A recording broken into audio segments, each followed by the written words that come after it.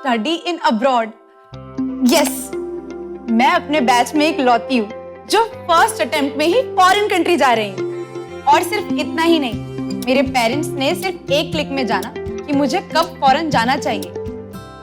आप कितने अटेम्प्ट में फॉरेन जाएंगे? अभी जाने, एआई एस्ट्रोलॉजर है ना, ये सब जानता है, पूछ के देख लो। नमस्कार, मैं हूं आपके साथ हिमानी नैथानी। शाम के 5 बजने को हैं और हम लेकर हाजिर हैं अपनी खास पेशकश 5 का प्रहार, जिसमें आज मैं बात कर रही हूं झारखंड की, जो कि सियासी संकट की ओर बढ़ रहा है।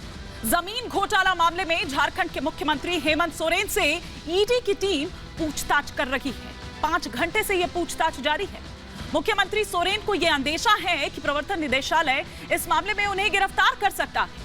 हेमंत सोरेन की मुश्किलें सिर्फ ईडी को लेकर ही नहीं हैं, बल्कि उनकी गिरफ्तारी अगर हो जाती है तो उसके बाद सरकार कैसे चलेगी, कौन चलाएगा, ये मुश्किल भी है। हेमंत सोरेन की ये कोशिश है कि उनके गिरफ्तार होने के बाद उनकी पत्नी कल्पना सोरेन को मुख्यमंत्री की कुर्सी मिल जाए, ताकि बिहार के पूर्व सीएम चारा घोटाले के सजायाफ्ता लालू प्रसाद की तरह वो जेल से ही सरकार चला सके। इसीलिए उन पर कुछ लोग चुटकी भी ले रहे हैं कि वैसे तो उनके पिता यानी कि शिबू सोरेन को गुरुजी के नाम से जाना जाता है, ऐसे संबोधित किया जाता है, लेकिन लगता है कि हेमंत सोरेन ने लालू जी को अपना गुरु बना लिया है, भ्रष्टाचार के मामले में भी और क्राइसिस मैनेजमेंट के मामले में भी। ये वो है जो लोग दरअसल उनके बारे में कह रहे हैं।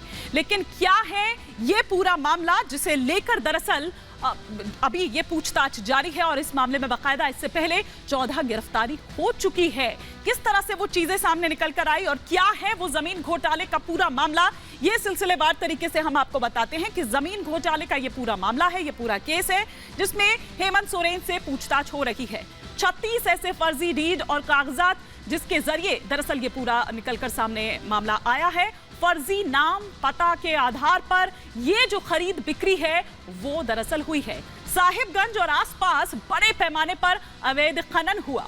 रांची नगर निगम की तरफ से केस दर्ज किया गया। खनन घोटाले के 4 अहम किरदार का नाम एक एक कर वो भी हम आपको दिखाते हैं यहाँ पर कि पंकज मिश्रा, बच्चू यादव, प्रेम प्रकाश, पूजा सिंघल, ये वो नाम है।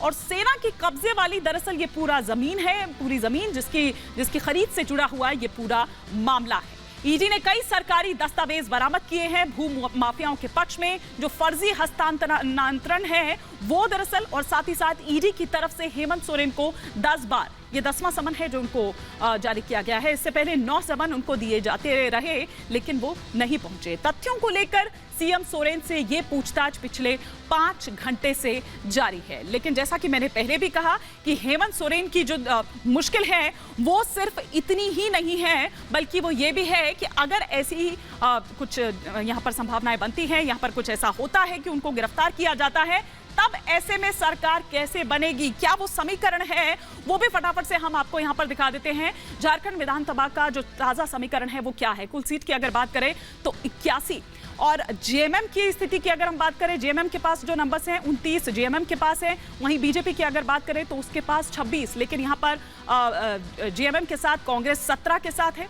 साथ ही साथ उधर देखें आजसू 3। आप इन आंकड़ों को अगर देखिए तो यहाँ से अगर इधर कुछ गड़बड़ होती है तो यहां से क्या वो नंबर जुटाया जा सकेगा, ये देखने वाली बात होगी। क्योंकि बीजेपी पर दरअसल ये आरोप लग रहा है कि जैसा उसने पटना में किया था, बिहार में किया था, वैसे ही कोशिश झारखंड में भी है और अभी भी तमाम घटनाक्रम पर दरअसल वो अपनी नजर गड़ाए हुए हैं, बढ़ाए हुए हैं। तो उसके बाद वो उस हिसाब से अपनी जो एक्टिविटीज हैं वो कर रहे हैं। और निशिकांत दुबे को तो आप लगातार देख रहे हैं, लगातार सुन रहे हैं कि किस तरह के जो बयान हैं वो उनके द्वारा सामने आ रहे हैं। अब ऐसे में कुछ सवाल खड़े हो रखे हैं, एक एक कर वो तमाम सवाल जो आपके टेलीविजन स्क्रीन पर आ रहे हैं। ये पहला सवाल जो इस वक्त आपकी स्क्रीन पर आ रहा है कि क्या गिरफ्तारी का डर है, इसीलिए पत्नी को सोरेन भेजेंगे सीएम दफ्तर। दूसरा सवाल जो आपकी स्क्रीन पर चेंज हो रहा है वो ये कि जनता भ्रष्टाचारियों को 24 में सबक सिखाएगी। तीसरा सवाल जो आपकी स्क्रीन पर आ रहा है वो ये कि ईडी सख्त, झारखंड में राबरी मॉडल, क्या वो लाने की कोशिश यहां पर हो रही है। चौथा सवाल जो इस वक्त आपकी स्क्रीन पर आ रहा है वो ये कि भ्रष्टाचारी जेल जाएंगे, मोदी 400 पार लगाएंगे। पांचवा और अंतिम सवाल ये कि मोदी की राम राम, क्या विपक्ष का बिगड़ेगा काम। ये तमाम वो सवाल रहेंगे जिसके इर्द गिर्द हमारी चर्चा रहेगी। कई खास मेहमान हमारे साथ जुड़ेंगे, लेकिन इस वक्त एक बड़ी खबर आ रही है, उसका मैं यहाँ पर रुख करती हूँ कि हेमंत सोरेन से करीब 5 घंटे से पूछताछ जारी है। BMW कार पर मुख्यमंत्री सोरेन से जवाब तलब किया गया है। सोरेन ने ईडी से कहा है कि कार मेरी नहीं है। ईडी ने सोरेन के दिल्ली वाले घर से ये कार जब्त की थी। और कल जिस तरह से निशिकांत दुबे की हम बात करें तो उनके द्वारा यह कहा गया था कि विनोद सिंह एक पिंप है जिसकी ये दरअसल कार है। और क्या संबंध है हेमंत सोरेन के उनसे, ये बताएं हेमंत सोरेन। कई ऐसे गंभीर आरोप जो निशिकांत दुबे की ओर से लगाए गए थे हेमंत सोरेन पर, मुख्यमंत्री पर। लेकिन अभी क्या अपडेट मिल रही है इसे लेकर लोमस झा मेरे सहयोगी इस पर नजर बनाए हुए हैं, ग्राउंड जीरो पर इस वक्त मौजूद हैं। लोमस, क्या जानकारी मिल पा रही है? पिछले 5 घंटे से ये पूछताछ जारी है। बिल्कुल हिमानी, साफ तौर पे जो हेमंत सोरेन से पूछताछ हो रही है और जो ईडी पूछताछ कर रही है उसको लगभग 5 घंटे होने वाले हैं। आप मेरे पीछे देख सकते हैं, यही वो सीएम आवास है जहां पर अंदर ईडी के तमाम अधिकारी मौजूद हैं जो कि पूछताछ करने के लिए एक लंबी सवालों के जो जवाब चाहिए थे, जो लगातार ही ईडी तलाशने की कोशिश कर रही थी और लगातार ही समय मांगने की कोशिश कर रही थी। हेमंत सोरेन को लगातार समन दिए जा रहे थे। ये 10वां समन था जिसमें कि हेमंत सोरेन के ऑफिस से एक लेटर मेल जाता है कि हाँ, मैं आज के दिन शामिल हूंगा उस पूछताछ में। ईडी को मेरे आवास आना होगा और यहां आकर के वो पूछताछ करनी होगी। आपने पहले ये भी देखा कि दिल्ली में जब हेमंत सोरेन पहुंचे थे तो पीछे पीछे ईडी भी उनके घर तक पहुंच गई थी और ईडी ने उनके घर की जब तलाशी ली तो साफ तौर पे वहां पर 36 लाख रुपए कैश और तमाम कागजात मिले थे। क्या यही वो ग्राउंड है लोमस जो आज ईडी के खिलाफ SC/ST एक्ट के तहत मामला दर्ज किया गया है? क्या उसके पीछे का ग्राउंड भी यही है जिसका जिक्र आप यहां पर कर रहे हैं?